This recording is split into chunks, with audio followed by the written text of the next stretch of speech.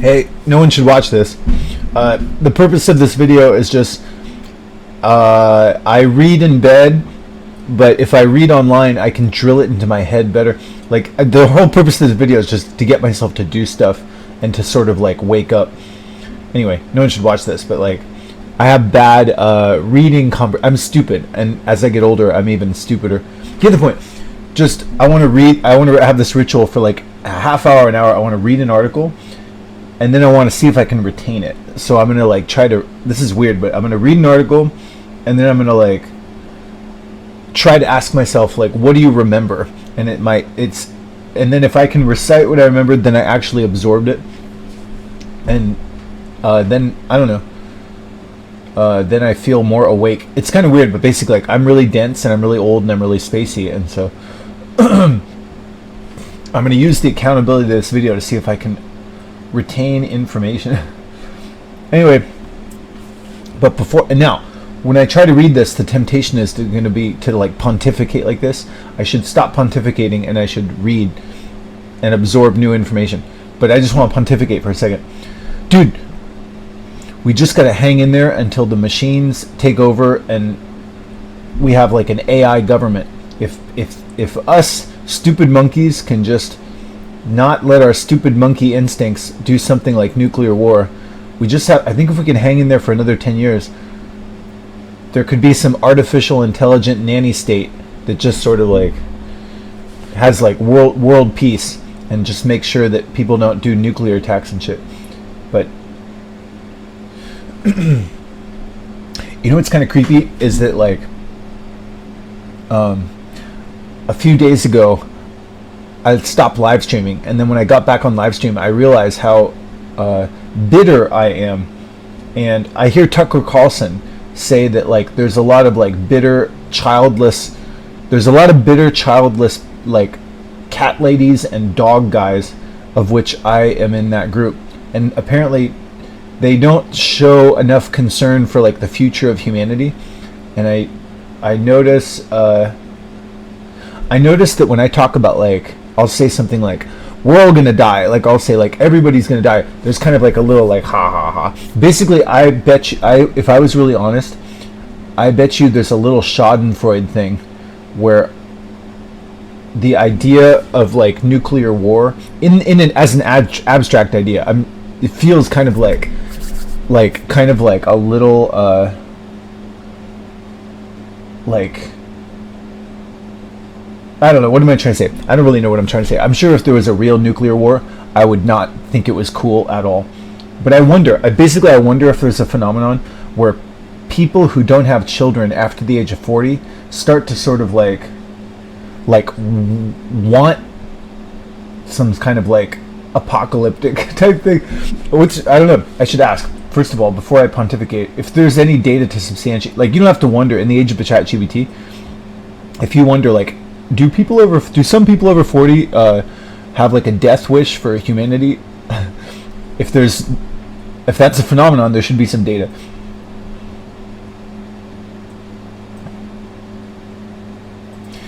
Is there data to substantiate the idea that humans over 40 who don't have children might be more comfortable with the idea of an apocalypse, or even wishful for some sort of apocalyptic event, versus people who have children? People who have children, they might be like more scared of like widespread disaster.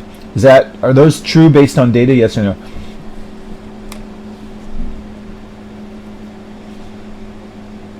Well, there isn't specific. Okay, so it's just, let's just say that I worry. I worry that like I worry. What do I worry? I worry that I'm going to be some bitter person wishing for apocalypse because I don't have children. And I would imagine if I had children, I would find this news even scarier. But I don't have children, so I'm going to read this news. But anyway, get to the point. I don't know. Everything I say could be bullshit. Anyway, apparently this morning, two nuclear powers, Pakistan and India, are attacking each other in like basically gestures of war, like shooting down fighter jets. And so I don't want to make too much of this. This guy says, now more than ever, it's necessary to keep a cool head, German Chancellor Friedrich Merz says as South Asian nations trade fire. Yeah, that's my first reaction. It's like, please, like, keep it together. Like, I keep thinking, like, please let the people who, like, control governments not act like stupid monkeys. Just, like, can you not, like, just realize, like, keep it fucking together. Don't start letting your, like, how dare you. Isn't it weird that, like, nobody, I don't want to talk about this a lot, but it's weird that, like, on an individual human level, people's animal instincts and stupid limbic system tends to override their prefrontal cortex, where they go like, how dare you, I'll show you, and they'll do some stupid thing that'll muck up both of their lives. Humans do that at an individual level, even smart humans.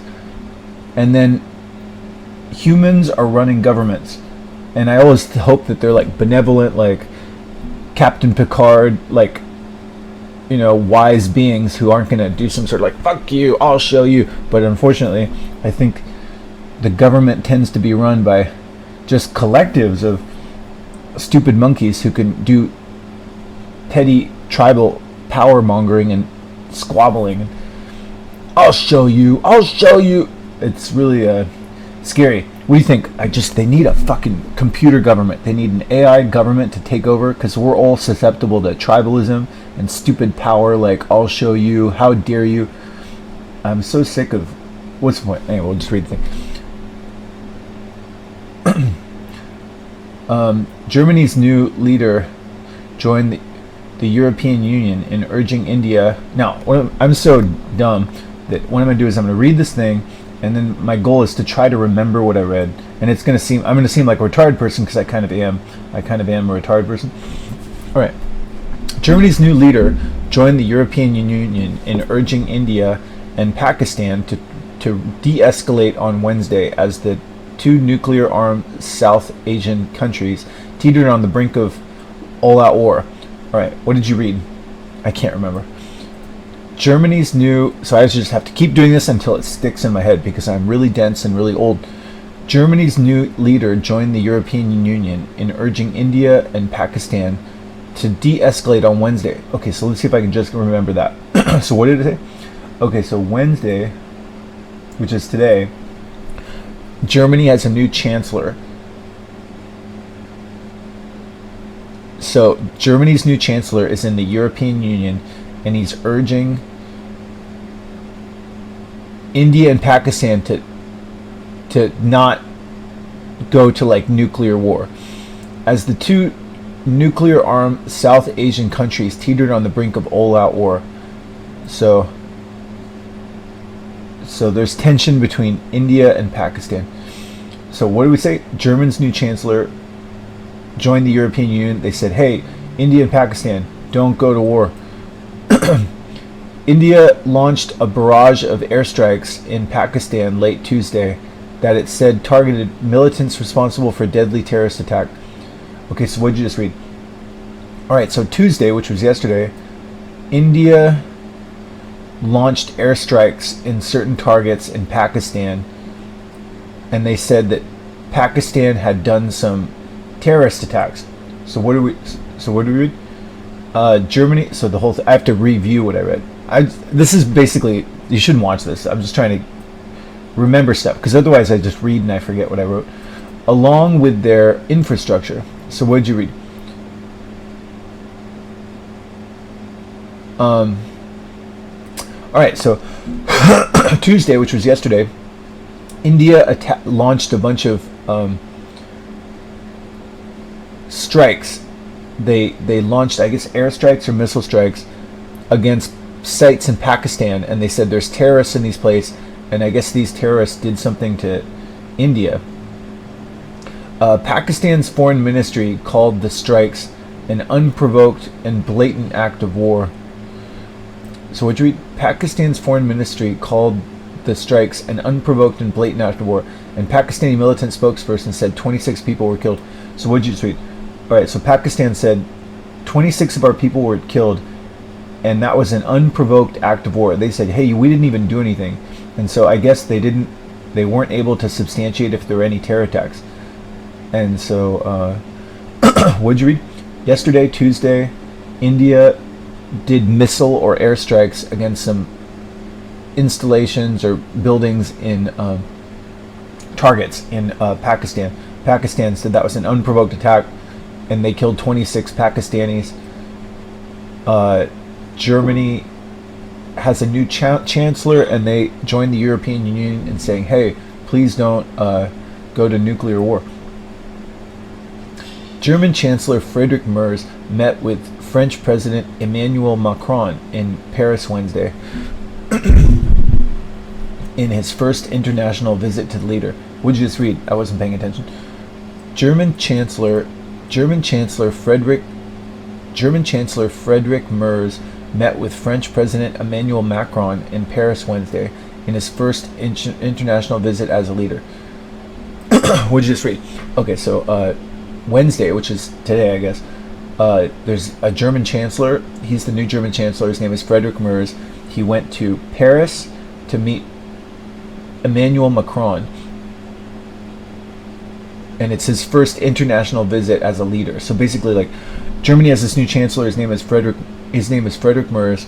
He went to Paris. It's his first trip out of the country, meeting another country as a chancellor. He's meeting this guy called Emmanuel Macron in Paris. That was today, Wednesday. What else did we read? Oh wait, the two men discussed the conflict with Merz.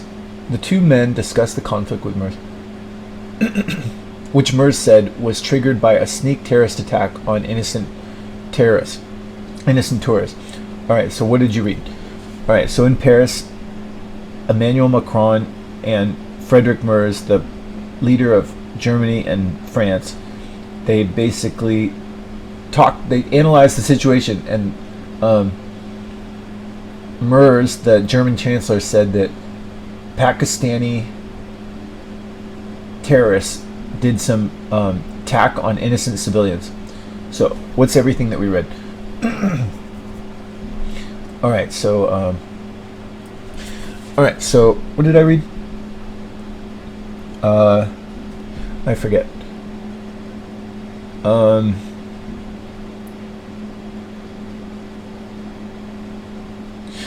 Dude, I'm so dense. I'm so stupid. Anyway, try to remember what you read. So Germany has a new chancellor. Germany's new chancellor joined the European Union and tried to urge India and Pakistan on Wednesday, which is today, not to go to nuclear war.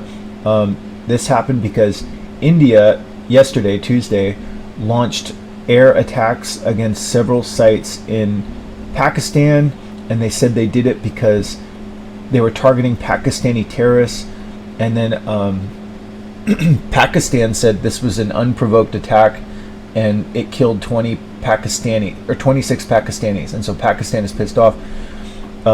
Today, the German Chancellor Merz went to meet Macron in his first international visit, and he went to when he went to talk with Emmanuel Macron, they basically Merz said that Pakistani terrorists attacked and killed some Indian tourists or something like that. Okay. I'm such an old man. This is old man activities. That's fine. I'm an old man. Let's do old man. I'm going to do old man activities. All right. So the French president and I agree that we view last night's clashes between these two nuclear powers with the utmost concern, he said. Now more than ever, it is necessary to keep a cool head. Prudence and reason are called for. What did we read? So German Chancellor basically said that basically it said they're really worried about this war, this battle between Pakistanis and India, and they're saying, like, it's really important right now that everybody just calm down and not get really pissed off and do any more attacks. He added that Paris, Berlin, and regional partners are trying to exert our influence to stop the hostilities from spiraling out of control. What did he say? Basically said that, like, as representatives of France and Germany, they're gonna try to, like, keep things from getting worse, and their neighbors are going to try to do that also. All right, what do we read? Basically, yeah, the French, Emmanuel Macron and Merz are basically, I'm so stupid. They're basically saying we're trying to keep. They said Europe is very concerned, and let's try to keep our heads cool. Islamabad said it had retaliated by shooting down 5 Indian fighter jets. New Delhi said Pakistani airstrikes. Said Pakistani strikes on the Indian-controlled side of Kashmir border killed 10 civilians. What did you just read? I wasn't paying attention. So where's Islamabad? I guess it must be in Pakistan. Islamabad is the capital city of Pakistan. Boy, that's a scary looking place.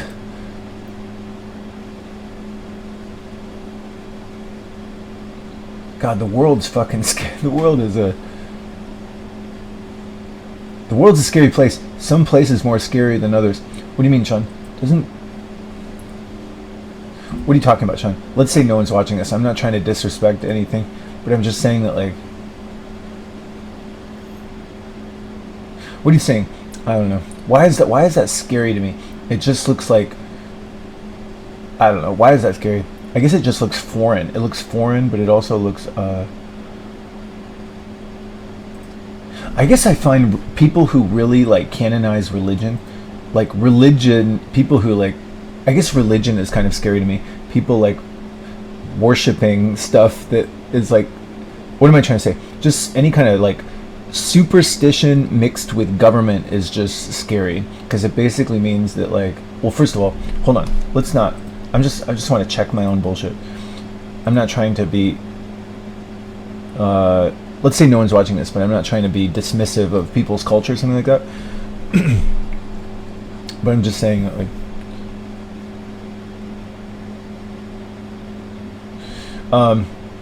there's no evidence of, like, gods or spirits or magical holy powers and stuff, right? There's no evidence of, like, just magic and things like that, right?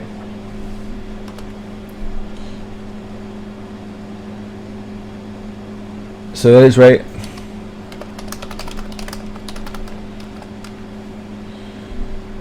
Yeah, based on scientific and method. So what am I saying? To me, it seems scary to just have, like, government mixed with religion. Basically, if the government is really, like, prioritizing religion and saying it's about the religion, if the religion is, like, largely superstition, that's scary. It just means it's scary to think that there's people who are in power of nuclear weapons who might, like, passionately believe in, like, superstitious stuff and possibly base decisions off their passionate belief. Doesn't that seem like, it seems kind of fucking scary? Maybe what's what? Dude, they got to get a fucking machine. They got to get AI machines in here, because people are too. I'm stupid, dude. Like, if you listen to me, if I watch my own video, like, I'm a fucking fool.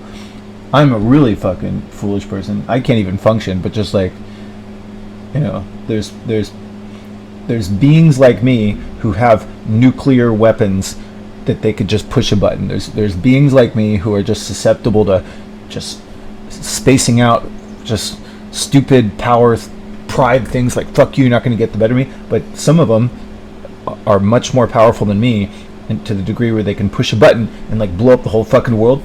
And that's normally I'm like, what am I trying to say? You shouldn't listen to me. Sometimes I fancy that I'm better than I am, but this is one time where I'm really hoping, I hope I'm much stupider than, like, other people. I hope there's fucking, like, genius, super disciplined, capable, like, just do everything the right way people who are running shit. Or at least there's some there's heavy preventative measures and systems that prevent flawed humans from just fucking up the whole fucking world. Anyway, but there will be more and more. Like, can you substantiate that? Like, if we can just hang in there for 10 years, we won't have to rely so much on flawed humans. What's one?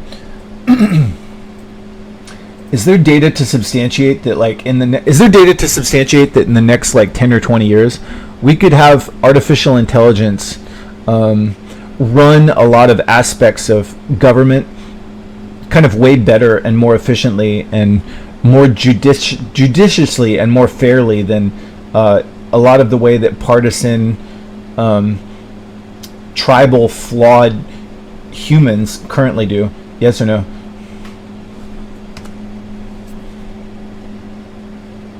Yeah, so it seems obvious that if we can just fucking hang in there for like 10 or 20 years and not do nuclear war, we can be like, there's guys who's like, I'll fucking do it, oh, you son of a bitch, I'll do it first. And then the machine will go, hey, just, I got it from here. You guys can go play Call of Duty, you can get all of your like little fighting, go do jiu-jitsu, go do Call of Duty, let the machines handle the fucking nuclear buttons and shit, and just make some little program on the AI that just says like, just no like killing everybody, just no like, just whatever you do, just work it out, try to make some fair things for people, but just try to avoid like lots of just killing civilians. Can you do that?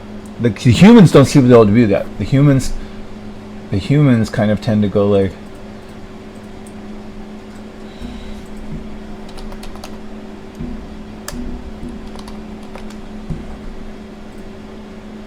the humans have this, I don't know, I'm kind of being cynical, I don't really know what I'm talking about, but it seems like humans have this thing where they go like, hey, fuck you, and they go, yeah, fuck you, no, fuck you, and they go, yeah, no, fuck you, and they do like that right there is like, that's widespread human fuck you. That's what, when I see that, I see humans taking fuck you to the highest extent. Like individuals on live stream, trolls and shit on Twitter, some people will be like, hey, fuck you.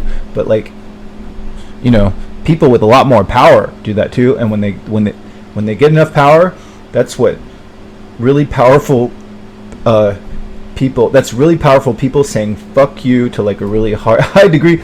And I think that's not good. I think like humans, they're gonna do like fuck you, no, fuck me, fuck you, no, fuck you, fuck. That's what happens with that. You need machines taking over and having the humans go like, okay, you can do that fuck you stuff on Twitter, do it on the video games, do it on the trolling, but stay away from like, you know, missiles and like ability to kill lots of civilians. It's just, they shouldn't have that ability because the humans are gonna do that. Oh yeah, fuck me, no, fuck you. They're gonna do that, and they're gonna do that with like missiles and shit, and they shouldn't be able to do that.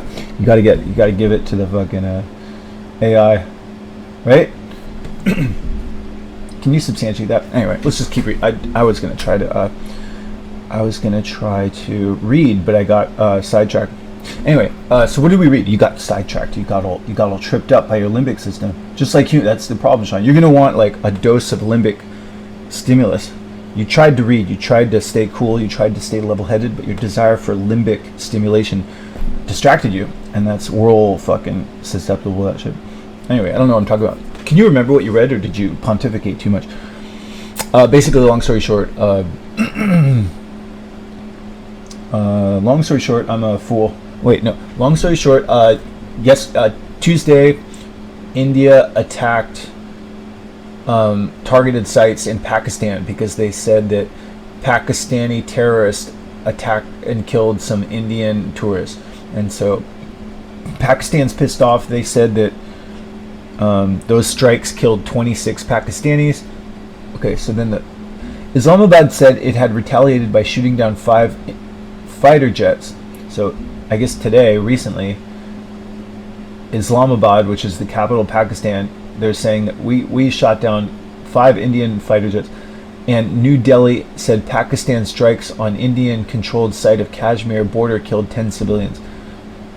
So Pakistan retaliated today. They shot down 5 Indian fighter jets and they shot some sites on India. So already we're going like, fuck you, no, fuck you, and they're going, oh yeah, fuck you, and if the fuck yous get too big, it's not going to be good.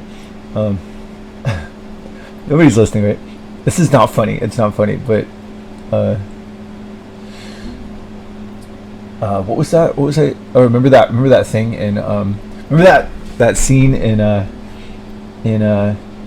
Howard Stern Private Parts where that guy says, fuck me? No, fuck you 1000%. Fuck you to your asshole is perfect donkey asshole.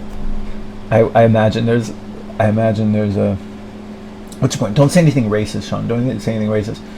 Yeah, like a lot of this shit, like racism seems kind of like silly and harmless, but really like that's kind of what a lot of wars are. A lot of wars basically are like large scale racism. Can you substantiate that? I see why racism is not cool, because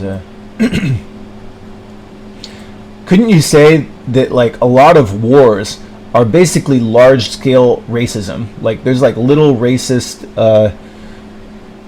actions of disrespect and stuff like that, but if those get really big, some wars are basically manifestations of large scale racism in its ugliest, most hateful form, right? So yeah, so what's the point?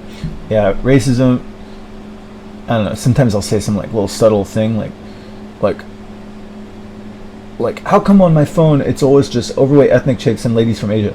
Seems harmless, but like, it's starting to get like not cool, because you're starting to see like Chinese people being like, they fucking look at us as lesser people, fuck them. It's like, you don't want like real like us versus them type shit. What's the point? I'm gonna make a point. I'm gonna try to just stop sounding racist. Try harder, Sean. Try harder. Anyway, no one watches my thing anyway.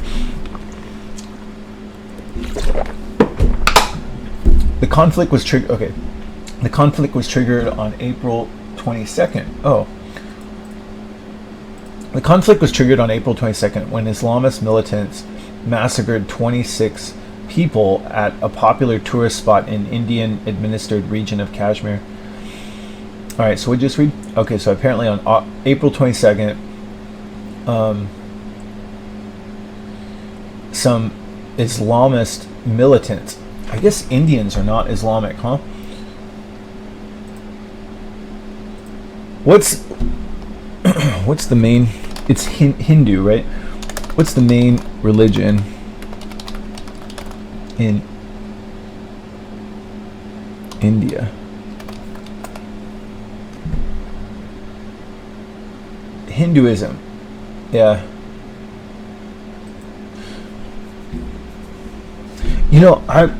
I sometimes believe in some superstitious shit, and I feel like, I don't know, this is just superstition, but I've been thinking, I don't know how to explain it, like I've had like India on the brain for like the last like few weeks, as though, and I felt like extra sort of like scared. I felt extra tension and scared the last few weeks, and I wonder if at some subconscious level, don't believe in superstition. You should substantiate your superstition before you start lending any credence to it. What do you think? Like, I remember, nobody cares, but just for record, I remember in 1995 when the Rwandan genocide was going on. I remember there was a palpable, at least in my memory, there was a palpable sense of darkness. Like there was a feeling like there's like really dastardly bad things going on. It kind of reminds me of Star Wars. In Star Wars, there was that scene where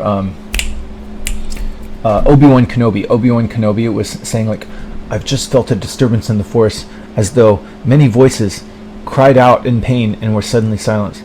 I sometimes feel like that. I feel like, dude, there's like real tension. Do you notice, like, isn't that weird? Like, I actually, I made a video yesterday where I was saying, like, this is kind of like a tense time, right? Like, I keep thinking, like, is it just me?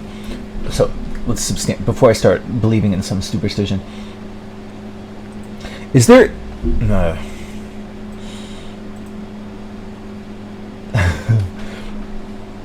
Is there... come on, please. I just want to... Can you just work? I did it right. I didn't do anything wrong. Testing.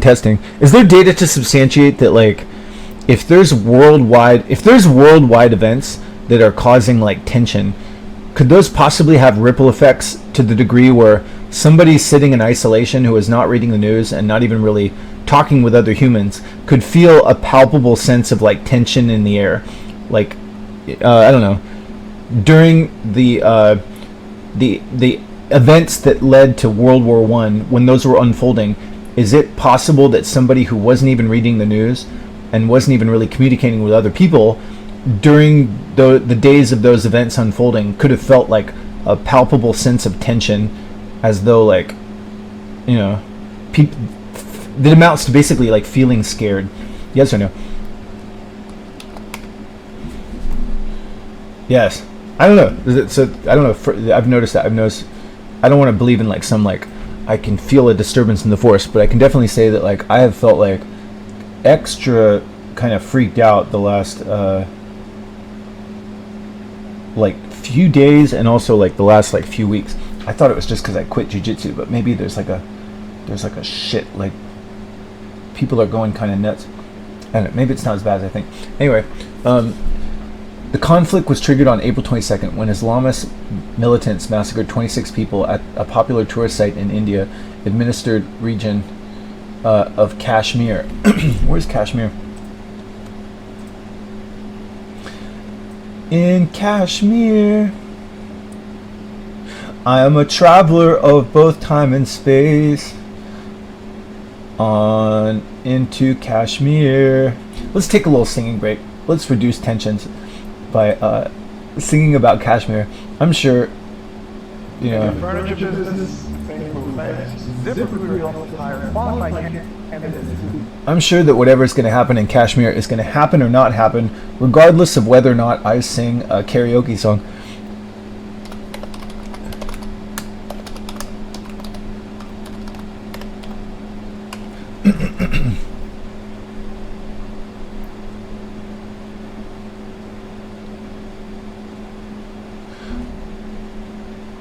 Oh, they don't have it. Let's just like, I gotta take the edge off here. I gotta talk about let's do a Carafun, Kashmir, karaoke.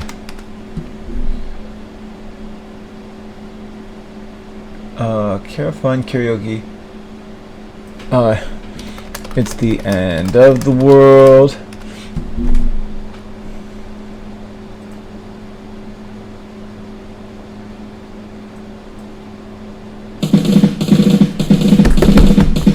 That's great, it starts with an earthquake, birds and snakes, an airplane.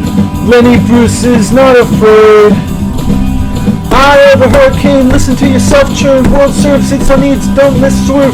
Speed it up, notch, group jump strength. Ladder starts to clatter with the fear of a height.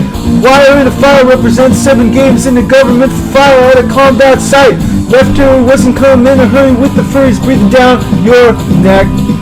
Team by team raffles trumped and crop low plane fine then. Overflow population group up butter low. Save yourself. World needs listen to your heartbeat. Tell me with the rapture and the revert right. Republic patriotic slam bright fight feeling pretty psych. It's the end of the world as we. Anyway, not really funny. I wanted to sing Kashmir, but they don't. Carafun. Nobody's listening, right? There's a lot of karaoke sites. Carafun has ones that won't trigger a YouTube block because they're not copywritten, but any other karaoke site is suspect to just playing a copy of the song. I don't want to get blocked. What's going? Try to stay on the ball, Sean. You fell for limbic stimulation. You're falling for your craving for limbic stimulation on the karaoke. That's the problem with this world. That's the problem.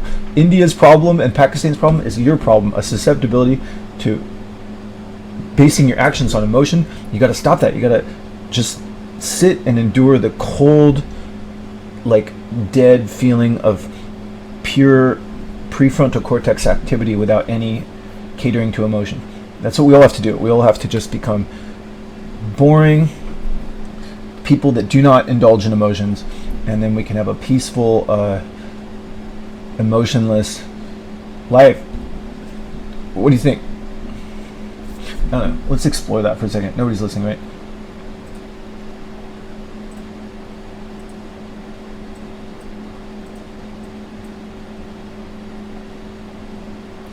Is there kind of like a catch-22 in life where if you completely based all of your actions, if your prefrontal cortex governed all of your actions, you could probably have like a mostly peaceful existence. If all humans just did everything based off of decisions made by their prefrontal cortex, things would probably be very peaceful, but people would probably be pretty bored.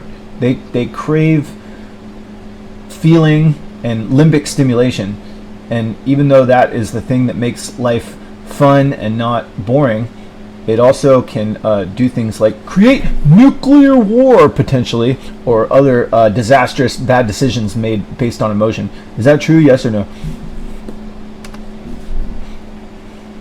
Yeah, that's a really insightful way to look at the fundamental tension in human existence. You've hit on a core dilemma, the potential for peaceful but perhaps uninspired world if we were solely relied on national prefrontal cortex driven decisions versus the vibrant but also potentially destructive nuclear war nature of our emotional limbic system, driven by desires. And anyway, what's the point?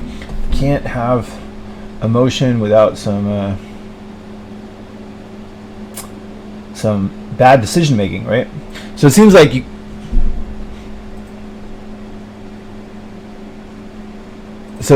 you can't really have emotion without the potential for bad decision making. Does that seem to be the case?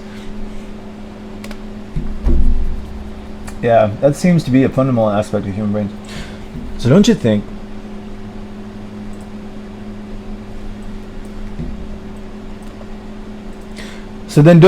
that like the nuclear button should be run by like a artificial intelligence that is not ruled by emotion? Don't you think that like the decisions in government that can affect just the death of lots of civilians should not be ruled by flawed, emotionally driven decision making? It should be governed by an AI that just basically calculates what are the decisions that are going to make for the most peaceful existence that doesn't result in widespread civilian death.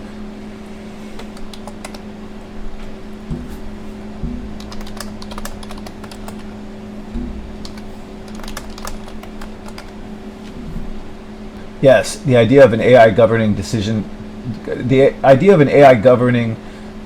with the potential for widespread civilian death to theoretically promote peace and minimize harm is a compelling one that addresses the risk of emotionally driven human decision making. However, the practical and ethical challenges involving in creating and deploying such a system are significant and require careful consideration. Right, because the stupid humans are going to go like, how dare you? You're not taking my job. I am a great man. I deserve to run shit, even though I'm not going to make as good decisions as the fucking... Nobody cares, but just for record, if we don't... I could be wrong, but I think if we don't have nuclear war, if we survive over the next couple decades, I would imagine a lot of struggles in the future are going to involve getting power away from people who really don't give a shit about others. Like, I think there's a lot of humans who are going to be dug in being like, we don't care about how good this is for other people. We're not giving up our fucking power. I think that's going to happen with banks. I think that's going to happen with just a lot of rich, powerful people are going to be like, fuck you. We don't care if it's fucking inefficient. We're keeping the fucking... And the people, hey, the machine can do it like way better. The machine is going to like just make life way better for everybody. And the guys go like, I don't care about everybody. I want to be the fucking boss with the fucking power. Good luck. There's gonna be a lot of like humans who are gonna say to machines that are gonna take over their power, they're gonna say, from my cold dead hand. And what's my point? I don't know how that's gonna work out, but I see that. I could be wrong, but I see I bet you there's gonna be banks that are going to say, no, we need to do... They're going to justify their inefficient, emotionally driven, selfish role, which really would be better replaced by machines for everybody. And they're not going to, like, basically, like, there's just going to be a lot of that. Can you substantiate that? Is it likely based off of current trends and data that just if we don't have like nuclear war over the next several decades, there will probably be a lot of instances in which it'll be clear that like artificial intelligence or some sort of artificial means will just be way better for others, lots of others, than the way some people who currently have a lot of power or prominence are doing things. But those people with power and prominence, even though it's going to be way better for more people if they relinquish their prominent role, they're not going to willingly do that. They're going to basically prioritize their desire to hold power and position or prominence or some leadership role over the obvious inefficiency of them versus some, artificial intelligent thing that could just be way better for way more people. Is that likely to just, there's going to be a lot of that kind of stuff over the next 50 years, don't you think? Yeah, don't you see it? Don't you see, like, there's just already, I could be wrong, I don't want to talk about this a lot, I don't totally know what I'm talking about, but like already, like, I'll go to a bank and I'll just sit at the bank, I'm like, this is totally stupid and inefficient, and I'm like, this could easily just be done by some machine, and the guy, you're talking to some guy who's like justifying his position, and I just think that's going to happen all over the world. And then eventually, I think in a lot of cases, white collar people are going to kind of, I could be wrong, I'm just extrapolating, but white collar people are going to kind of say that to blue collar people, and they're going to go like, just give up your job, and then they're going to be like, fuck you, like, and then eventually the jobs are going to get taken by the white collar people, and then the people will be like, yeah, like, what am I trying to say? I bet I could be wrong, I'm just tripping out, but I would imagine that, like, there's going to be a lot of that. There's going to be a lot of people who are not,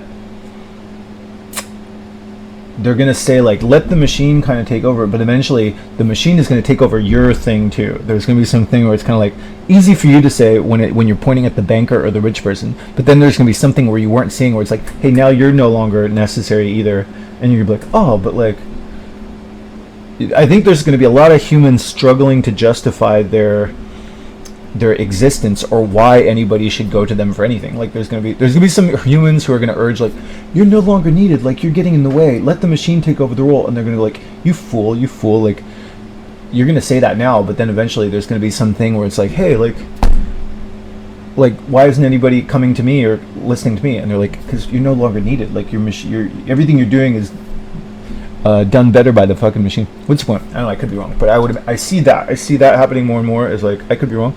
In the future, there's going to be like humans clinging on to power, being like, fuck you, I don't care if it's better, I want my inefficient role that's bottlenecking and preventing a lot of other people from having something way more efficiently.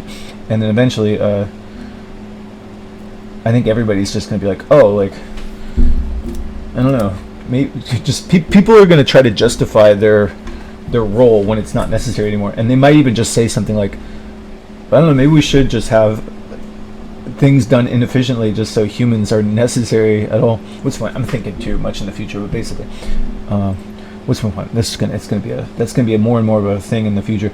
Anyway, I could be wrong. Let's stick to the fucking facts. The conflict was triggered on April 22nd when Islamist militants massacred 26 people at the popular terrorist spot in Indian-administered region of Kashmir. The gunmen, who New Delhi accused Islamabad of backing, reportedly targeted Hindus who make up the majority of the Indian population. Pakistan is a Muslim majority country. So what'd you read? Basically, on April 22nd, there was a basically a Pakistani gunman who came into he shot a bunch of he shot 26 tourists in Kashmir. Where is Kashmir? Can we just sing? I don't want to read all this shit. I know it's bad. There's fucking bad shit, but I can't do anything about it. Let's just sing karaoke.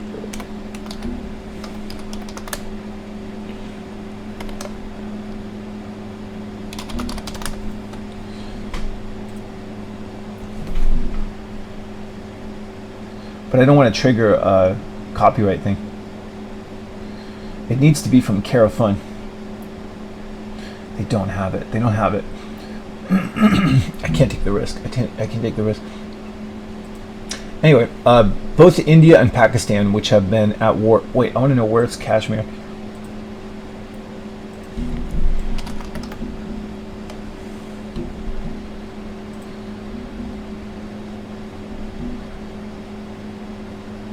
I'm a traveler of both time and space, all to be revealed in Kashmir. Stop it. Do do do do do do do do do do do do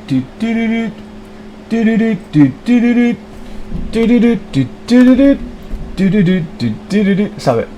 Do do do. No, I have to sing. Do do do. I just want to see Kashmir.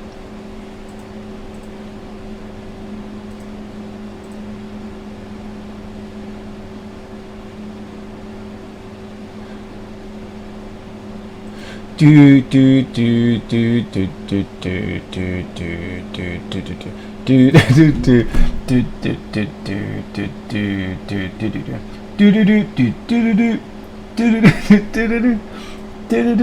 do do do. We have to sing. I have to sing. I have to sing. Kashmir, Led Zeppelin, lyrics. Oh, let the sun beat down upon my face with stars to fill my dreams. I'm a traveler of both time and space to be where I have been. To sit with elders on the gentle race with world has seldom seen, who talk of days for which they sit and wait when all will be revealed. Do do do do do do do do do do do do do do do do do. Talking. This is so much more fun than reading. Nobody's watching, right? Talking song from tongues of lifting grace. Sound caress my ear. Sound caress my ear. Though not a word I heard, I could relate. The story was quite clear. Do do do do do do do do do do do do do do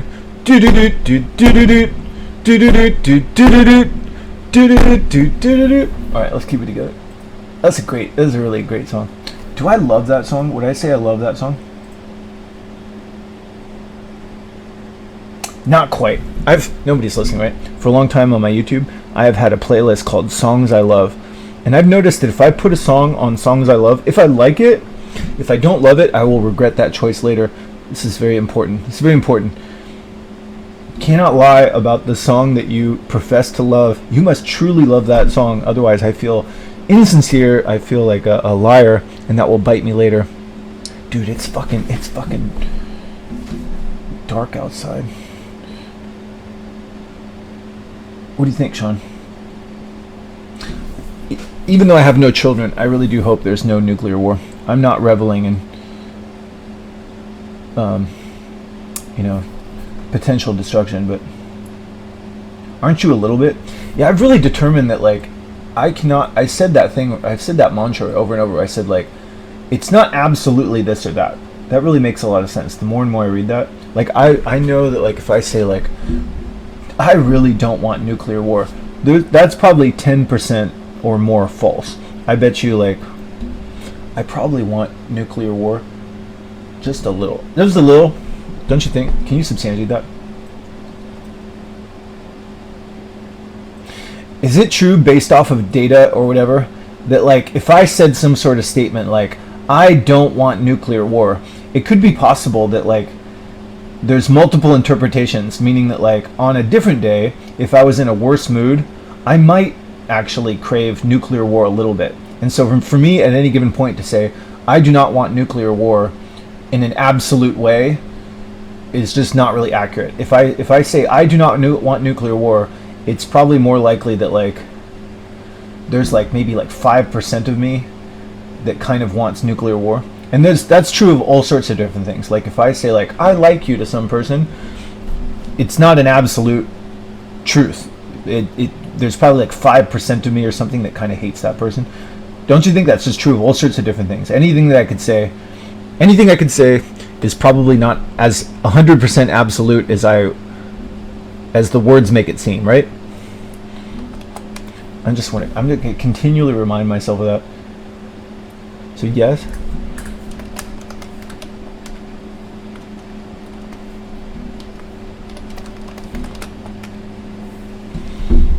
Yeah, doesn't that seem like obvious? Like the older and older I get, the more and more it just seems like ridiculous for me to profess anything. The more and more I'm just thinking like everything I'm saying is like it's kind of that, it's mostly that, but not totally. And it gets confusing because like if I get in like a really bad mood, I might say something like I hope everybody dies, and then like I might be like, dude, like I love everybody, and somebody might say later like, dude, like when you're in a bad mood before you said I hope everybody dies, but now you're saying like I love everybody. Yep, that's people. That's people. It's just most of the time I hope I love everybody, but really at any given point you could probably say just over time like 5% I fucking hate it.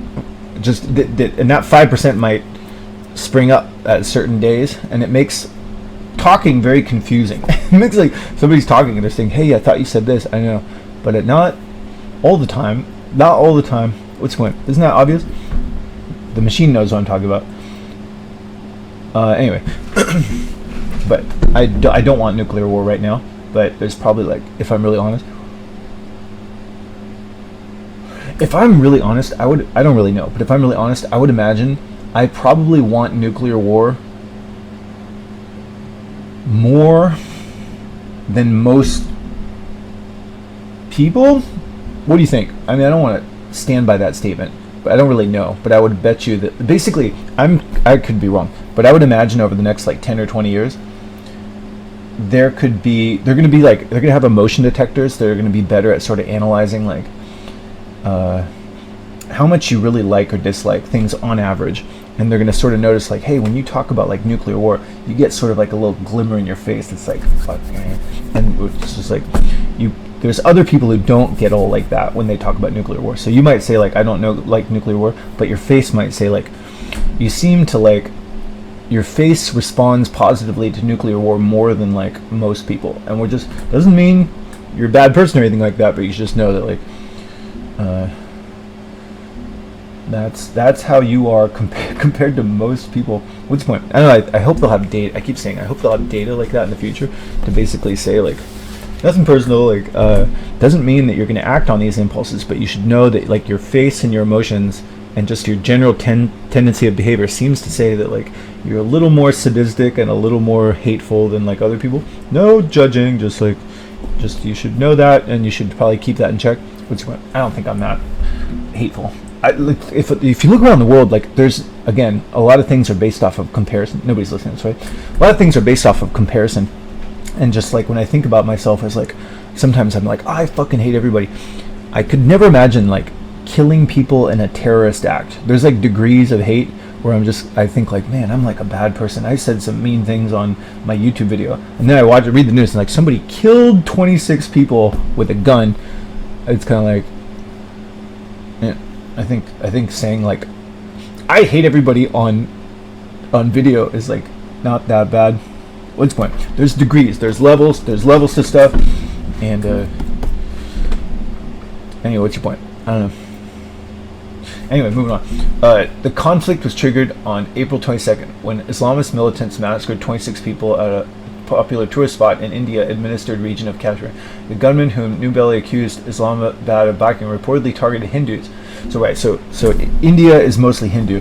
Pakistan is Islamic. So there was a guy who went into Kashmir he killed 26 people, 26 tourists in Kashmir. And then India said that he was backed by the Pakistani government. They claim that. Where is Kashmir on a map?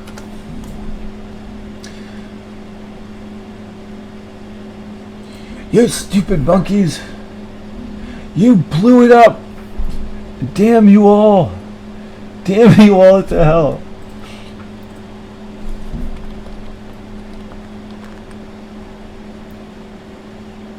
Kashmir.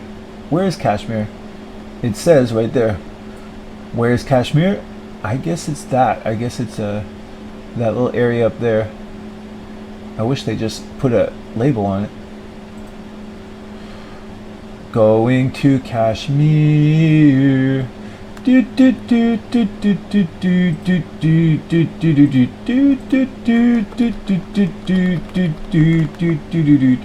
do do do do do do do do do do do do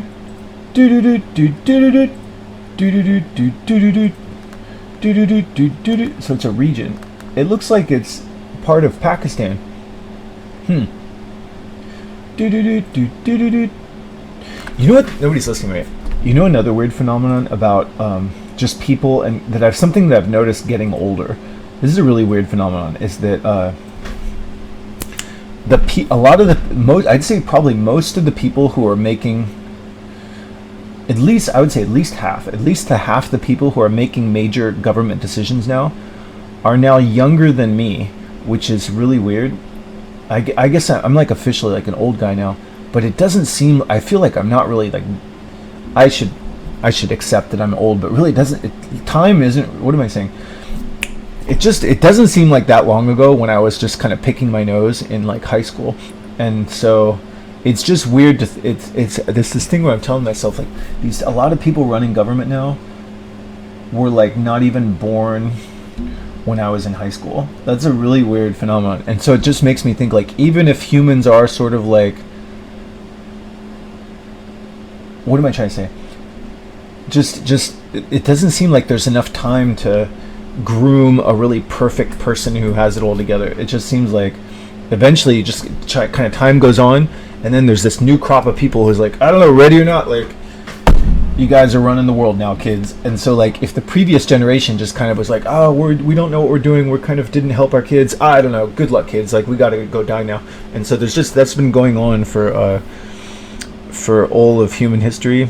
And so there could be this thing now where like, I don't know, what am I trying to say, like maybe like the Gen X crop, or just the people who kind of grew up during a certain time, are just fucked up and stupid, and they didn't have religion instill things into them, and now you have this new group of younger people who are just like fuck you, world star, we got like tattoos. I worry that there's like a generation of people now who didn't even grow up with like religious things that used to kind of keep people being like good people, and so now there's these like nasty little what are you trying to say? If I go into dating apps, it seems like the younger people are, the more they're not even like trying to be good. They're just like, fuck you. Like, I don't know. There's like girls who just do that. That never used to be a thing like 20 years ago. And I'm just like, that's like cool now. It's cool to just be like, fuck you. And so then you got possibly people running government who are like, it's cool to be fuck you, but it's not cool when like you like, you know, kill lots of people. What are you talking about? I don't know. I don't really know what I'm talking about. I think all of that said, you could still say there's less killing now than there were back in religious times, but I think that's largely due to I have a theory that like the more technology grows, the less need there is for people to have religious kind of like nicey virtues. Can you substantiate that? Because like there's just kind of a thing where it's like, well, there's cameras and stuff, and so there's enough kind of technical things kind of keeping people in check where there's not even really a need to be nice anymore. Can you substantiate that? Well, first of all, I want to know like, what do I want to know? I want to know like, is there data to substantiate that there's just a lot fewer civilian deaths now than there was like 50 or 70 years ago in terms of like instances of governments just killing civilians? Isn't it just a lot less of that today than 50 or 70 years ago?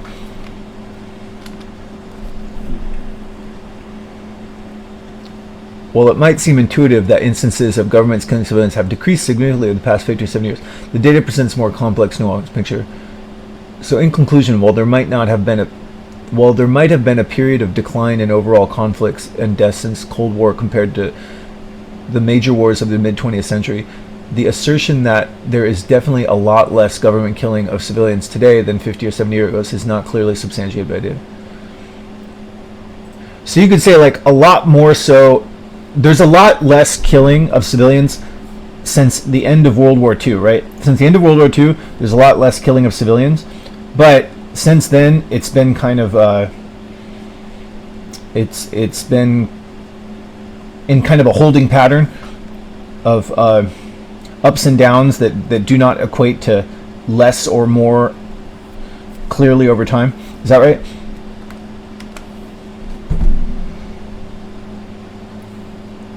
That's generally accurate way to put it.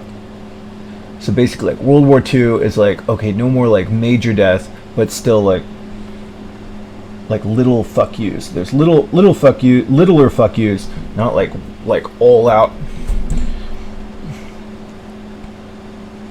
So you could. I'm just talking. No one should watch this. So there's like little fuck yous rather than like the all out world war fuck you, right? There's little fuck yous, not like big nuclear Hiroshima fuck yous.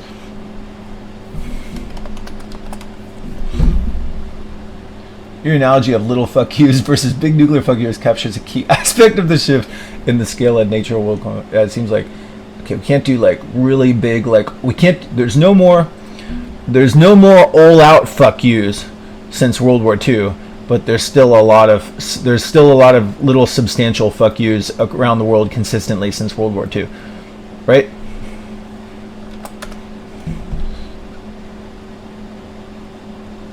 Yeah. Your statement is kind of accurate. Yeah, so nobody's listening, right?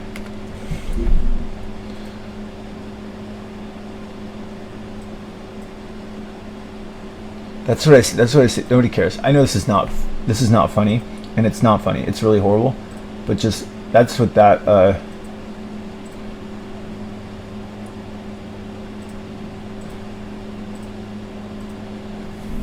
Like human. What am I saying? Just on the internet. I don't want to say this over and over. It's not funny. What's my point? That's what that looks like. That looks like widespread fuck you. That's what that looks like. It's like when humans say like fuck you, no fuck you, no fuck you, fuck you. That's like big, widespread, nastiest version of fuck you between people is that kind of shit. That's what that looks like. That looks like widespread, like powerful people saying fuck you to other powerful people. Actually, it's civilians. What's the point? It's not fucking cool. What's the point? It's bad. It's bad. Anyway.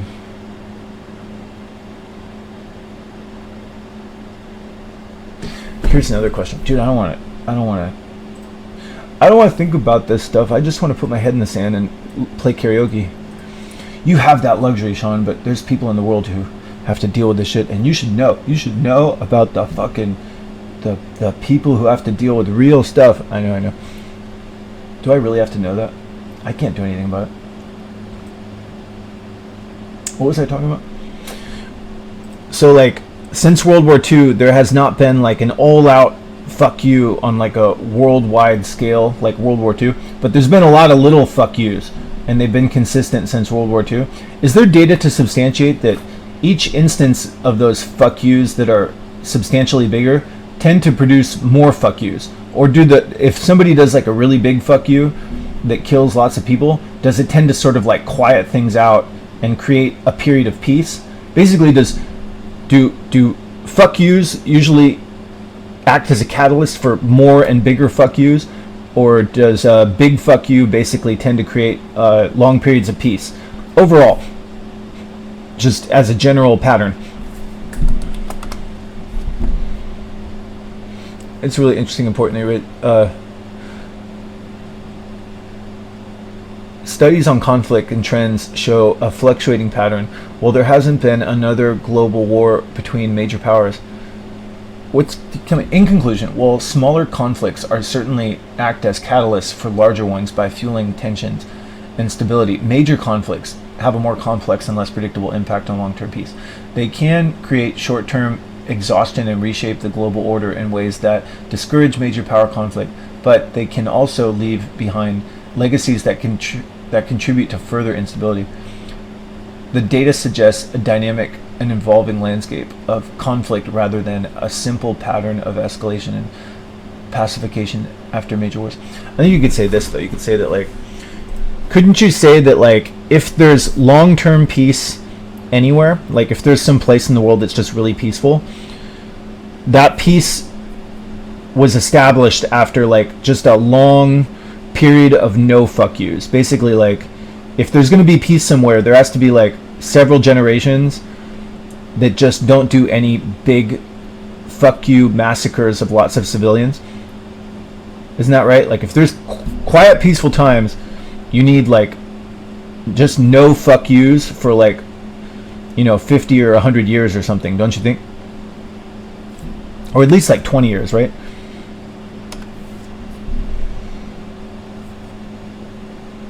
What do you think? So while a single generation without major conflict might represent a positive trend, it might not be enough to guarantee long-term peace. It seems more likely that sustained peace, the kind that lasts for 50, 100 years, often requires a more profound and long-term transformation. So if you just had to give a number, if you had to give a rough number as to like how many years have to go by without any fuck yous to have long-term peace, it's more than 20. It's like maybe like 50 years. Like if you have no fuck yous for 50 years, maybe there will be long-term peace. Could you say that? Yeah. If I had to give an absolute number, acknowledging that it's a huge simplification of a complex issue, I'd lean towards at least 50 and perhaps even longer, 75 to 100 years, to have reasonable expectation of truly long-term peace in a region. So they gotta like stop the fuck yous. It seems like the fuck yous, some people, they think like a big fuck you is gonna like create peace, but according to so can you substantiate that? So it's kind of, you can't oversimplify things, but basically like sometimes the government thinks that like a really big fuck you is gonna squash the resistance and make peace indefinitely, but it usually doesn't, right? Because people have resentment and the victims' families are mad and stuff like that. And so one way or another, you need like 50 years or like 100 years of no fuck yous to make long-term peace. Like if there's some place in the world that is really peaceful, it's probably, if that long-term peace kind of happened after like 50 or 100 years of no fuck yous, of like lots of civilian killing. But probably most regions in the world that have had people for thousands of years, they probably had conflicts at some point in their history. But then eventually, if there was no fuck yous for like 50 or 100 years, there was long-term peace. Could you say that?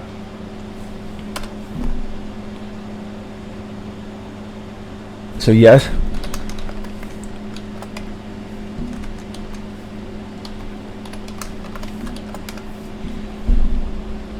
Yeah, so basically like generally any kind of fuck yous in terms of killing in civilians is just not good, because it's gonna probably mean like more fuck yous, and then one way or another there needs to be no fuck yous for like 50 or 100 years. And I don't know, but sometimes that 50 to 100 years of peace kind of resulted after some big fuck you. There was some sort of big squashing of the resistance, and then there was peace for like 50 years after. So sometimes a big fuck you that really squashes the resistance can lead to no more fuck yous for like 50 or 100 years. Is that right?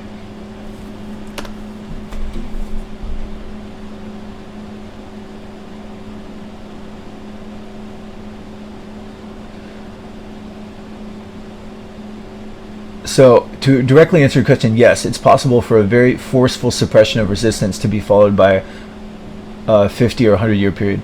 So yes. Yes, just basically one way or another the conflict has to die out. But generally any fuck yous is not a good sign, because there's likely going to be more fuck yous. Could you say that?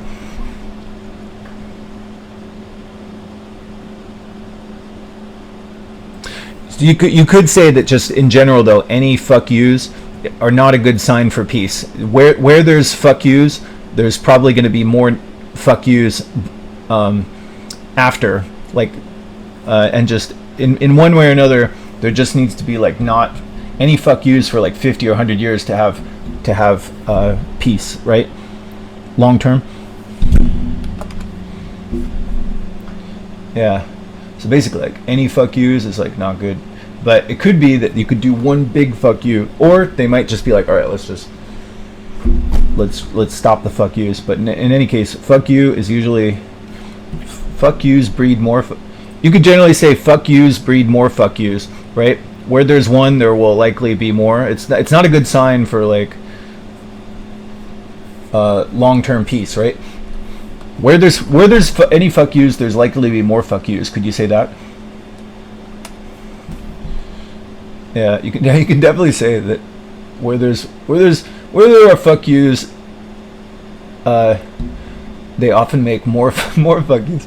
Doesn't that just seem like where there's fuck yous, But in one way or another, they gotta like stop the fuck yous slowly and just be like, all right, let's try to chill out on the fuck yous. I know, just a few more fuck yous, just one more little fuck you. All right, that's it.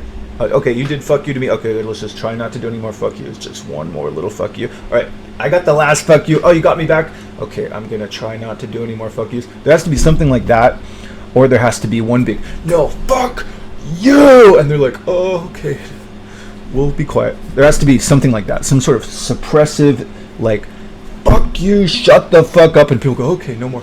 Or there has to be like some sort of like, all right, we're tired of fuck you, just one more little fuck you. No more. Okay, just all right, we're bored of the fuck yous, let's fuck it. When one or another, they got to sputter out, or they got to do a suppressive fuck you. Okay, so we figured that out. But anyway, any fuck yous is not good. It's likely to trigger more fuck yous. Anyway, fuck you. Okay, we already said that. When Islamist militants massacred. Okay, so already read that. Both India and Pakistan have been at war before. Most recently in 1999, controlled parts of Kashmir and controlled parts. So is Kashmir? This is kind of fun. I could just do this a lot of the time. No one should watch this.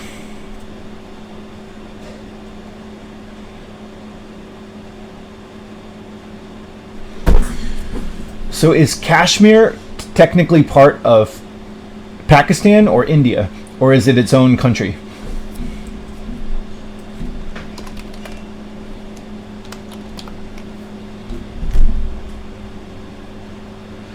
Kashmir region is a complex geopolitical area with a history of conflict and competing claims. In summary, Kashmir is a region divided and administered by India, Pakistan, and China, but is not an independent country. Huh. Never knew about that. So Kashmir is like part China, part India, part Pakistan.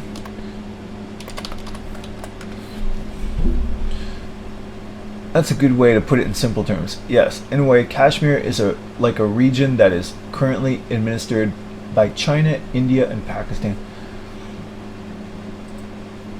All right, so what do we learn? So India and Pakistan were at war in 1999 to control parts of Kashmir and claim sovereignty over the entire region, which have been at war mostly in 1999. Control.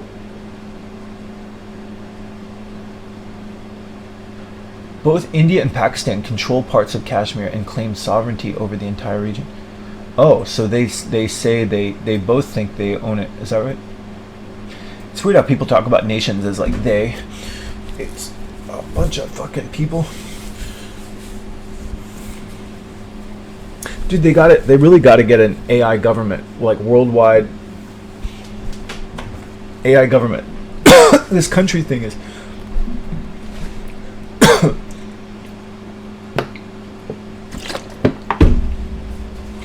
I guess the main thing is just like the distribution of power, right? Hold on, let's figure this out. Nobody's out there, right? Hey, I think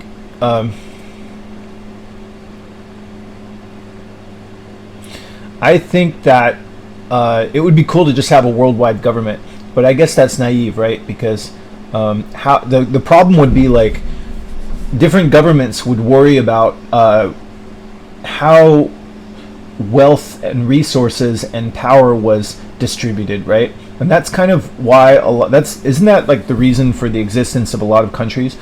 Couldn't you say that countries are basically like extensions of like families? Like there's humans vying for power and resources, and then by extension there's families, vying for power and resources, businesses vying for power and resources, and then countries. And so you're just gonna have this problem where like even if you had a worldwide government, the groups of people are gonna somehow feel more entitled to more power and resources, right? Of course you fool. I'm just trying to figure this out. So yes, that's the basically countries are groups of people saying like, we want more, in a sense. Is that true? I don't know. That's part of the problem. So power and resources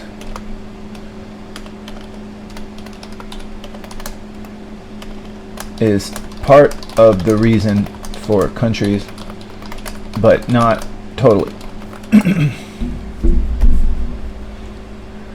Yes, the competition for power and resources is a significant driving force between the foundation and actions of countries, but it's definitely not the only reason. Think about it like this: power and resources are fundamental needs and human and desires for any group of people trying to thrive and ensure their security. Countries, as organized political entities, naturally become the vehicles through which, too complicated, they establish more control. Anyway, what's your point? I don't know, that has nothing to do with my life. But I wonder if, like, do you think that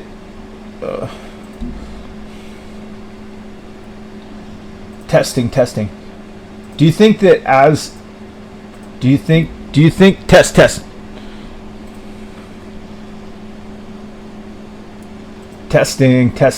Do you think that, like, if they have like much more abundance, what's his name? Elon Musk says that there'll be some sort of future of abundance where people will just have a lot more resources. Just everyone will have like just a lot of what they want in terms of like resources and ability to do the same stuff as the other people.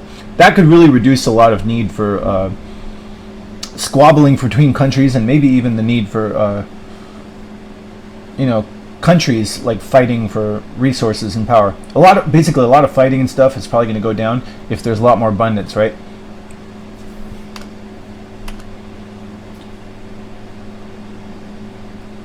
So yeah, you just gotta hang in there until the machines have like a world of abundance. What else? I'm losing my train of thought. I'm old. I can't remember what I was talking about. What was I talking about? Some bullshit, but now it's gone. Now it's gone. You don't have to worry about it. It can be nice to forget about stuff. Nobody's listening, right? But I've noticed I'm kind of losing my vision, and I'm losing my mind. But it can be kind of a good thing, because you were getting all worked up about some shit, and if you lose your mind, you won't have to think about any of this shit. You could just be like, oh, I was getting all worked up about some shit that had nothing to do with me, but now I forgot, and now it's just peace and forgetting. And same thing with eyesight. Like, a lot of my life I have struggled with just people just don't like me. People don't like me, and they react badly to me, and I can see they're like disgusted, just like rolling their eyes. But now as I lose my eyesight, I can't even see them roll their eyes. I can't even see the women who are just disgusted with me. I can't see the men who are flipping me off. I'm like, I have no idea what is going on, and it's great. I won't be able to see. There's blessings to losing stuff also. Is that right?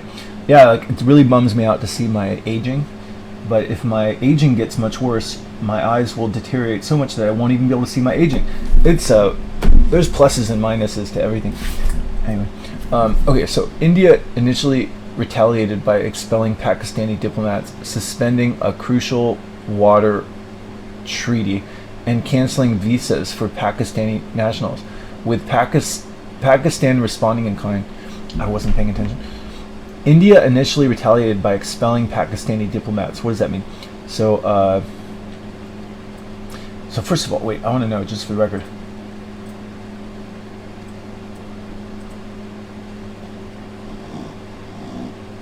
So Kashmir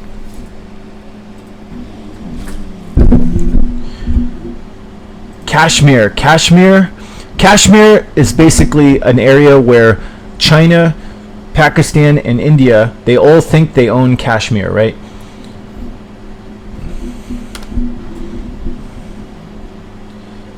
It's not accurate. The region is definitely essential to the story of luxurious wool, and the area is subject to complex territorial claims. So it's just group owned. They understand that no one country owns it, but they basically they mutually govern Kashmir. Is that right? But the reality of the situation isn't quite like a joint manager resource. No mutual governments in Kashmir. There isn't an agreement where China, Pakistan, and India collectively govern the production of trade in Kashmir. Each country operates independently within the territories they control. Independent economic activity in parts of Kashmir. What a weird place. That just sounds like a breeding ground for a war.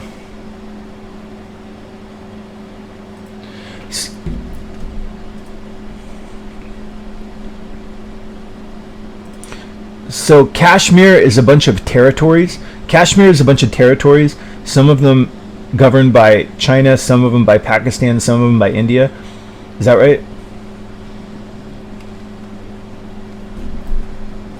Yes. The geographical area of Kashmir originates and is produced does indeed span across territories that are currently. And so for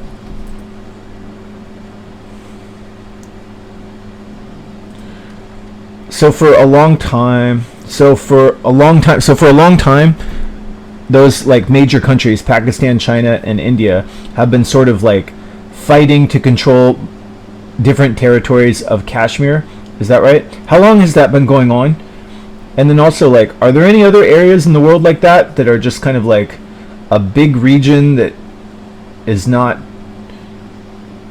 it's kind of owned by multiple bigger countries, and who owns more or less of those regions is kind of constantly in flux? Is there kind of another area like that, like Kashmir? You're right. The conflict over the territories encompasses Kashmir has been a long-standing and significant issue involving Pakistan and China. How long has it been going on? The roots of Kashmir conflict trace back to the partition of British India in 1947. It's weird. I was just thinking about that like a few weeks ago. I was just tripping out about like India and British rule. I was watching that movie Rise, War, Revolt, and there was just, I never think about India, and for some reason, just as this kind of thing was breaking out, I was thinking about like prideful Indian people being like, fuck you, fuck us, no, fuck you. Anyway, here's a timeline of the key events that highlight the duration of this issue. 1947, the partition of India led to the creation of Pakistan. The partition of India. Oh, so Pakistan used to be part of India. Wow, I didn't know that. The princely state of Jammu and Kashmir under Hindu ruler, but with a majority Muslim population, was given the choice to accede. This is all complicated. I don't have to know about all this, but basically, 1947.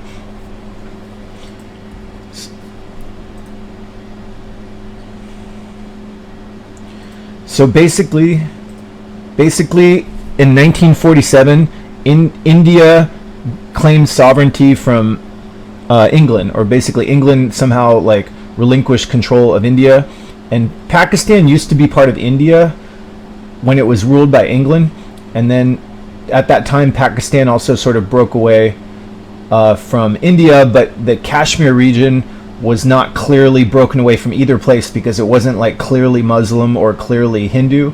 Is that the gist of it? Yeah, okay. Huh, I never knew that. I never knew. Dude, nobody's listening, right? I'm so clueless. But like, I never knew really until like the last like 5 or 10 years how extensive the British Empire was before World War II. British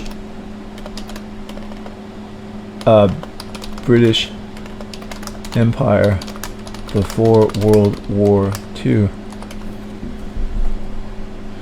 Dude, you know what's fucked up is I wonder if a lot of these countries are doing war because of the clear like weakness of America and England that used to keep them in check. That's kind of the feeling I get. I could be wrong, but I get the feeling that like a lot of these countries are like, oh, like we don't have to worry about America coming in and kicking our ass. Fuck, let's attack. What do you think? Can you substantiate that? That's probably really obvious to people who know more about the world, but is there data is there data? This is the most frustrating thing. Is there data? Is there data to substantiate the idea that like a lot of conflicts happening right now, like conflict between Pakistan and India, and conflict in Israel, and conflict in Russia, are probably happening somewhat because of the weakening of America and as like a superpower? Like maybe if America was the kind of world police that it was in the 90s, a lot of these wars wouldn't be happening. Is there data to substantiate that?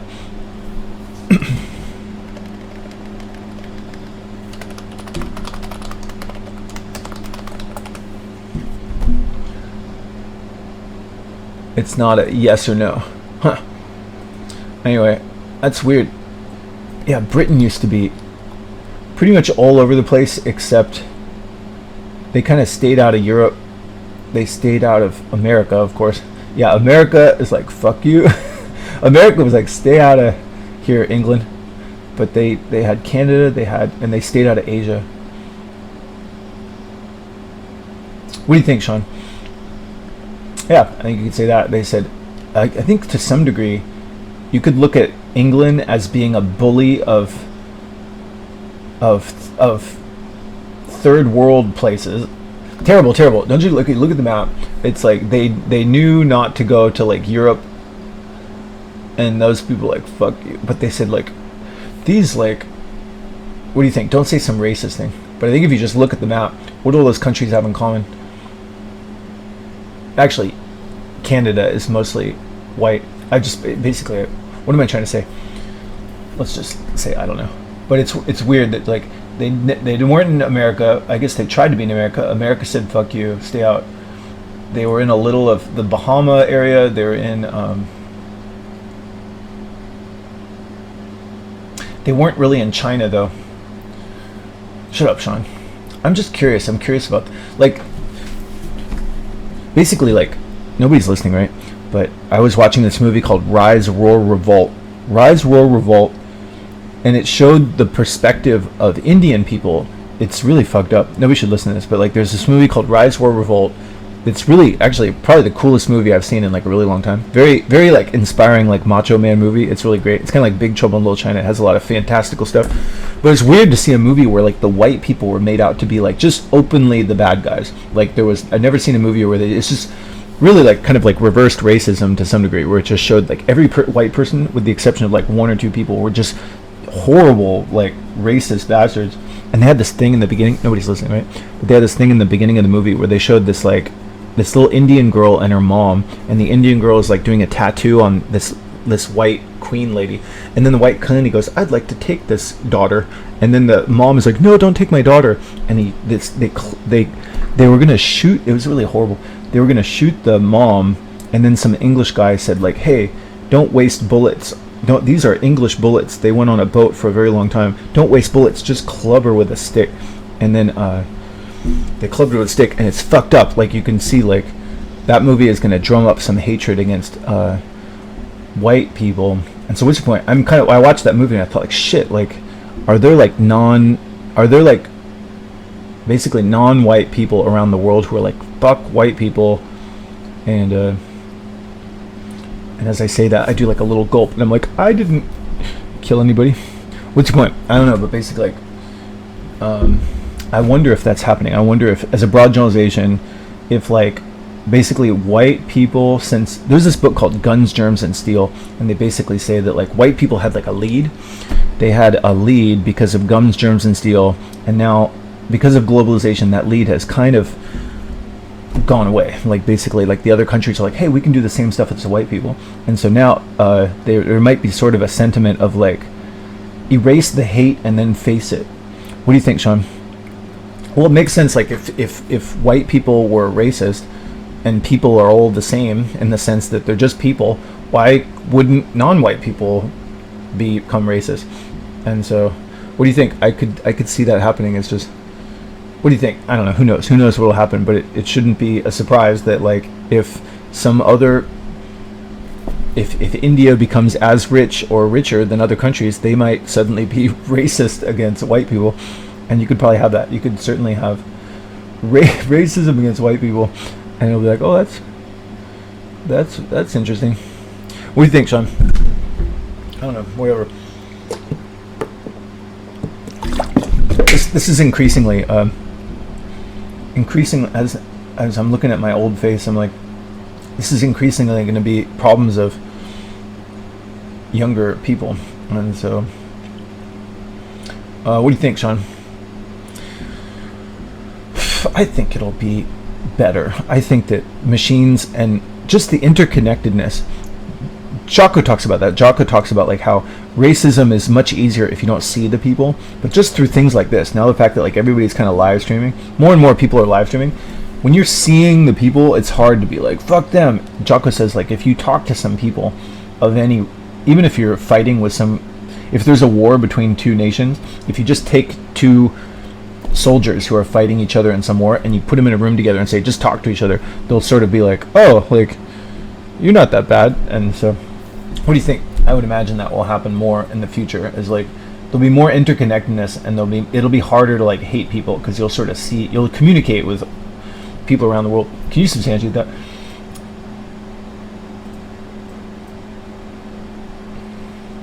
Testing. Is there data to substantiate the idea that like if you took two soldiers from opposing armies and you had them sit and talk in a room, they're probably going to hate each other less? Like just generally, face-to-face communication between people softens their ability to hate each other, whereas like just not looking at the faces of people makes it easier to hate them.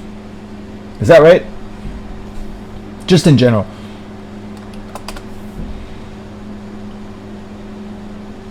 Yeah, so that's kind of what I'm thinking, is like there's more interconnectivity, and then gradually it'll just be like, hey, like if you're saying like I fucking hate Indians, you'll just see a bunch of Indians saying, hey, don't hate us, like we're right here, we're not that bad, we're like you, we're eating our cereal and playing our video games, we like our kids, like we're doing the same shit, just we're not some evil monsters. Those other people, you'll have those other people like virtually all around you, and it'll be like, come on, we're all doing the same kind of shit. Let's not like kill each other and stuff. You don't want to hate me. I don't want to hate you. It's easier with anonymity. This like Twitter thing is like those names and numbers that I don't see their faces, but if you saw them, you'd be like, oh hey, how's it going?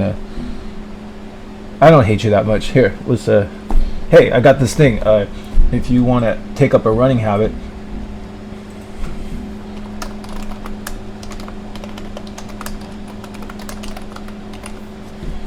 if you want to do running and you don't have, if I feel unmotivated to run, you can look up running songs that are 88 beats per minute. You can find some of your favorite songs at 88 beats per minute, and that'll make you you can just run to the beat. The beat will kind of do the work for you. You can run like a robot, and it's a good discipline device. It works for me. Anyway, okay, so what were we reading about? You got off track. I wasn't paying attention. Okay, India initially, you shouldn't watch this, I'm sorry, I'm just wasting my time. India initially retaliated by expelling Pakistani diplomats. Okay, so we already read that. So what did you read so far? Right, so basically, in Kashmir is basically a disputed area between China, Pakistan, and India. It's been disputed since 1947 because Pakistan is Muslim and India is mostly Hindu. And so that's weird that Pakistan and India used to be the same country when it was ruled by Britain. I never knew that. Anyway, so on April 22nd,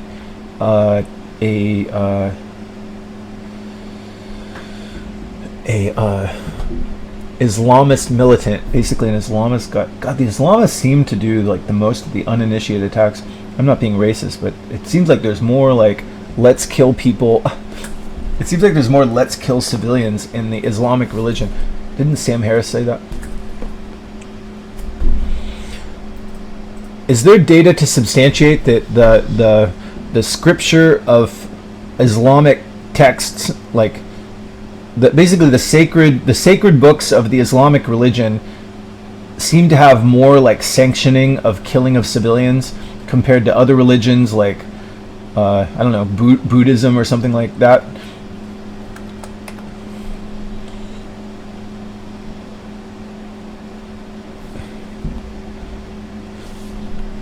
So no.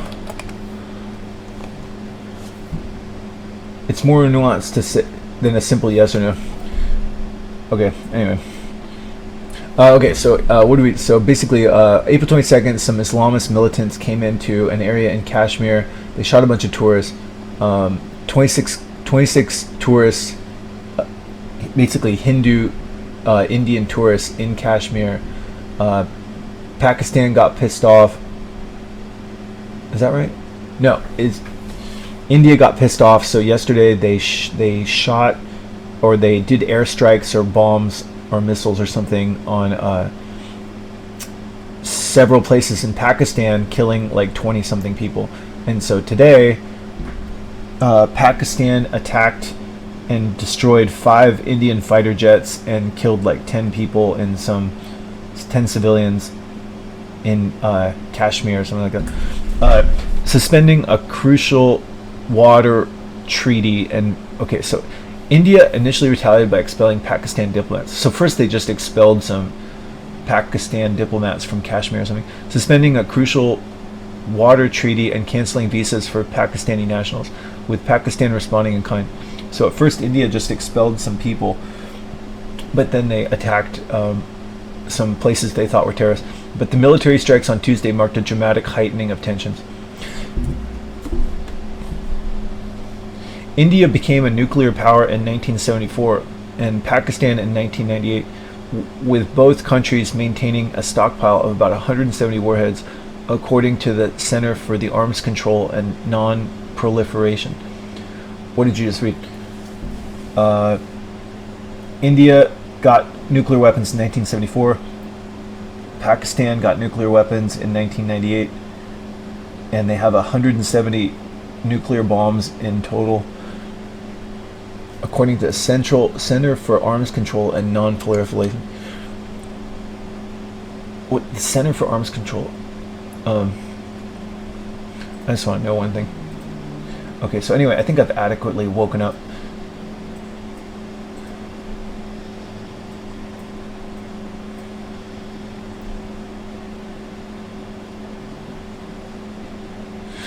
Hey, when India attacked and did some airstrikes on Pakistani targets that they thought had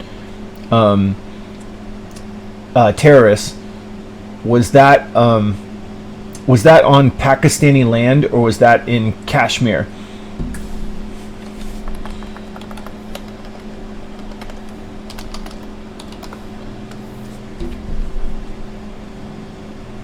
Based on latest reports, India's recent military actions, dubbed Operation Sindoor, involved military strikes on multiple locations. These locations include areas within Pakistan-administered Kashmir and also within Pakistan's eastern Punjab province. So, Punjab is in Pakistan, not Kashmir. Oh wow. So that's kind of like, that's a new line cross. Now they're like actually attacking in Pakistan. But I never knew about that. I never knew that Kashmir was kind of like this disputed area. Never knew about that. Anyway, Led Zeppelin knew about it. Kashmir.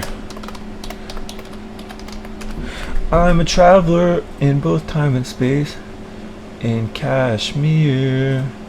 Do, do, do, do, do, do, do. Led Zeppelin's like, we used to own that place with the Pakistanis and Indians, and then we left. Now they're fighting and they might cause a nuclear war. It's not funny, not funny.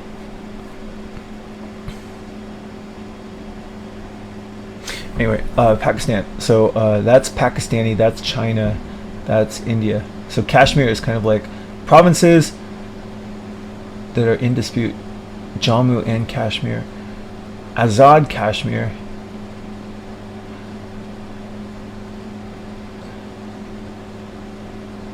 Anyway, hope they keep it together. Nothing I can do about it.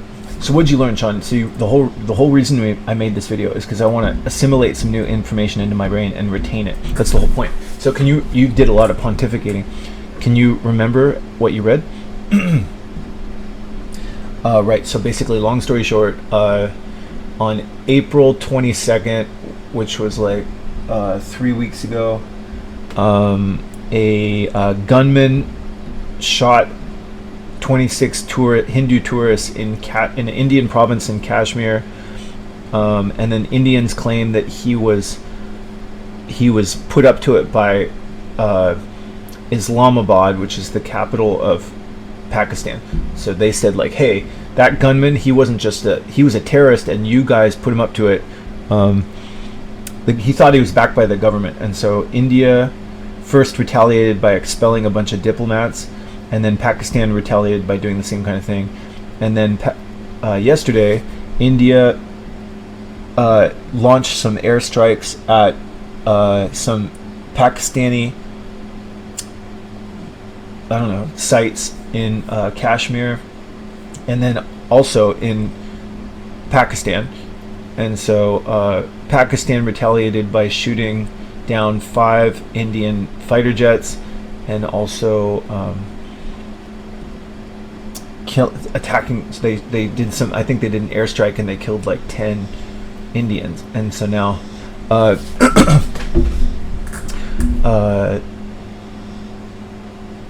Frederick Merz, is that right?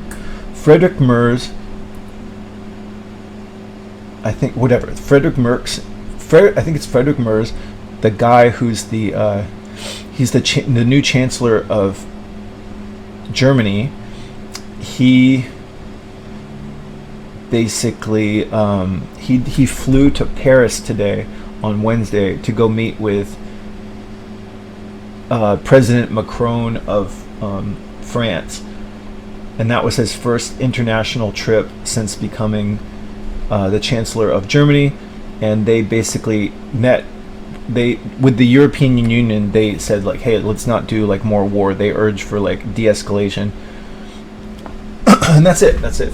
See, this whole activity basically demonstrates my dumbness and my lack of capacity, my below average capacity for abstract thought. I have really poor reading comprehension, working memory, and I just space out a lot, and it's getting worse as I get older. So anyway, long story short, I'm going to try to make this a habit. Like if I have nothing else to do, I'm just going to have a habit of reading some shit, and then walking my dogs, and then I want to develop some habits that basically cause me to do some mental work, physical work, and just do anything other than think about aging and death from morning till night. But I hope you have a better day. I hope you have better things to do. I would urge you to play video games. I just read that video games are actually really good for you. I've been meaning to learn to play StarCraft, but I think I'm not going to. I really like doing art. Maybe I probably should learn. What do you think, Sean? I don't know. The world is nudging me to learn StarCraft, because they say that StarCraft it's actually good for your brain. It's good for your working memory. And so maybe instead of doing working memory exercises that are so boring, maybe I could just play StarCraft. I like to talk though. Like talking seems like to be an important thing to get rid of my loneliness. Dude, I hope these crazy people don't start launching nuclear weapons. Let's just finish the article. Nobody's out there, right? India became okay. So we do urge both sides, India, Pakistan, to show restraint and take immediate steps toward a de-escalation. Europe Commission spokesperson Anwar El Anaudi said Wednesday, the situation will be discussed with the EU foreign minister during their meetings taking place today and tomorrow. He added, "What did you just read? I wasn't paying attention." There's no point in reading it if you're not paying attention, Sean. So what did you read? We both urge sides, Pakistan, India, to show restraint and immediate de-escalation. European Commission spokesperson Anwar.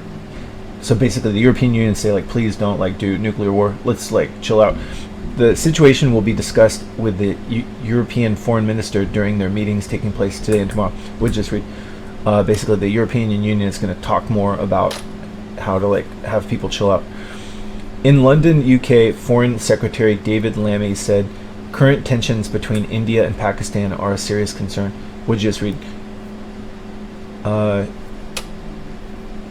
England said they're worried. England said they're worried about Pakistan and India also. The UK government is urging India and Pakistan to show restraint and engage in direct dialogue to find a swift diplomatic path forward. Would you just read? England is trying to get Pakistan and India to chill out also. The UK has close and unique relationships with both countries. I have made, it's interesting how every news article, you can tell kind of who's writing the news by the subject. Like, why are they? England doesn't really have anything to do. Like, they could say like America is concerned about shit and is talking with people too, but they don't say that. They say it's kind of clear. I don't really read the news much, but I think it's unescapable. Any article, any story writing at all is going to have favoritism to somebody. Anyway, usually the owners or the people paying for the fucking thing to be written. Anyway, the UK has close and unique relationships with both countries. I have made clear to my counterparts in India and Pakistan that if this escalates further, nobody wins. Would you just read? I wasn't paying attention. The UK has close and unique relationships with both countries. I have made clear to my counterparts in India and Pakistan that if this escalates further, nobody wins. Oh, that'll do it. That'll do it. You tell it. Just say, like, dude, nobody wins. If you go shoot those people, you might feel like you're winning, but nobody really wins. And they'll, oh, I never thought of that. Okay, you're right. We'll do it.